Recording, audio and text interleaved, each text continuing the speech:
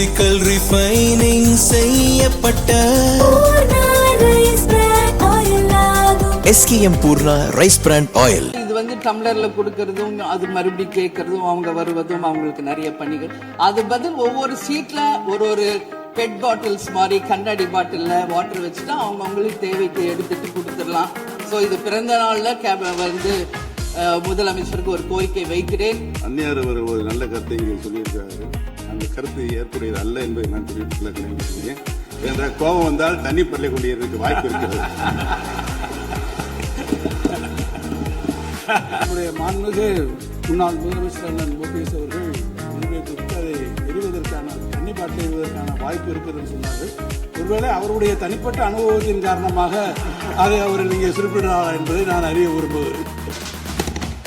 பாட்டில் தான் வீசணும்ன்றது இல்ல, வன்முறைக்கு வேண்டும் என்றால் இங்க எதிர் எவ்வளவோ இருக்கு, எது வேணாலும் வீசலாம். பட் நம்ம எண்ணம் அது கிடையாது. நிச்சயமாக தமிழக சட்டசபை கூட்டத்தொடர் சனி ஞாயிறு விடுமுறைக்கு பிறகு மீண்டும் தொடங்கியது. சட்டசபையில் பேசிய தேமுதிக எம்எல்ஏ பிரேமலதா பிறந்தநாள் தினத்தன்று முதல்வர் விஜய்க்கு ஒரு கோரிக்கை விடுத்தார்.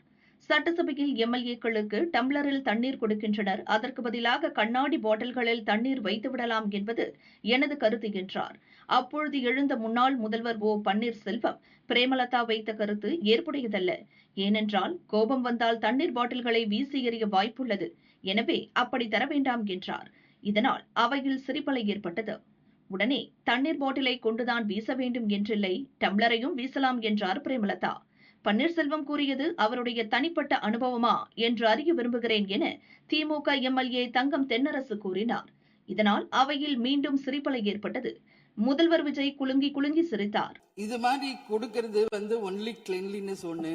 அவை பணியாளர்களுக்கு நிறைய வேலை இருக்கு. ஒவ்வொரு டேபிளா அவங்க தவழ்ந்து வந்து கொடுக்கறது நமக்கே பார்க்கறதுக்கு ஒரு மாதிரி இருக்கு. ஸோ சிஎம்க்கு ஒரு ரெக்வெஸ்ட், பெட் பாட்டில்ஸ்ல ஒவ்வொரு டேபிள்லயுமே பாட்டில்ஸ் நீங்க வந்து குடி தண்ணீர் வச்சிடலாம்.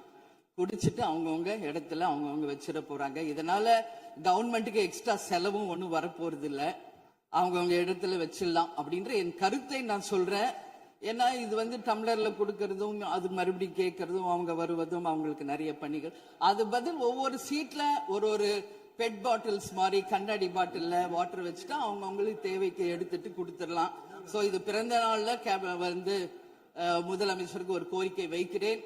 அதுக்கு நாம நெகிழியில வேண்டாம், பிளாஸ்டிக் பாட்டில்ஸ் நம்ம வந்து அலோவ் பண்ண வேண்டாம், கண்ணாடி பாட்டில்ல நம்ம வைக்கலாம். அது வந்து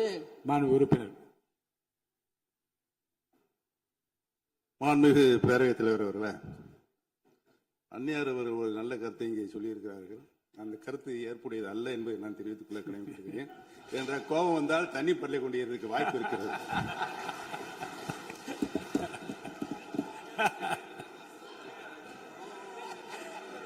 உறுப்பினர் பேசலாம்.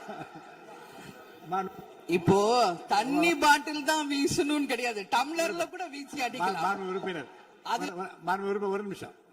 தலைவர் அவர்களே, நம்முடைய மாண்புமிகு முன்னாள் முதலமைச்சர் அண்ணன் ஓபிஎஸ் அவர்கள் ஒரு நிலையை குறிப்பிட்டு அதை எரிவதற்கான தண்ணி பாட்டிலை எறிவதற்கான வாய்ப்பு இருக்குதுன்னு சொன்னார்கள்.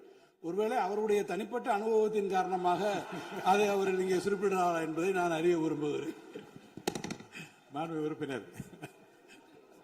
ஏன்னா காலையில இருந்து ரொம்ப காரசாரமாவே போயிட்டு இருந்துச்சு. அதனால ஒரு ஹாப்பியா நம்மளுடைய முதல்வர் பிறந்த நாள்ல எல்லாரும் சந்தோஷமா இன்னைக்கு நம்ம அவையை செய்வோம். சோ பாட்டில் தான் வீசணும்ன்றது இல்ல, வன்முறைக்கு வேண்டும் என்றால் இங்க எதிர் எவ்வளவோ இருக்கு, எது வேணாலும் வீசலாம். பட் நம்ம எண்ணம் அது கிடையாது. நிச்சயமாக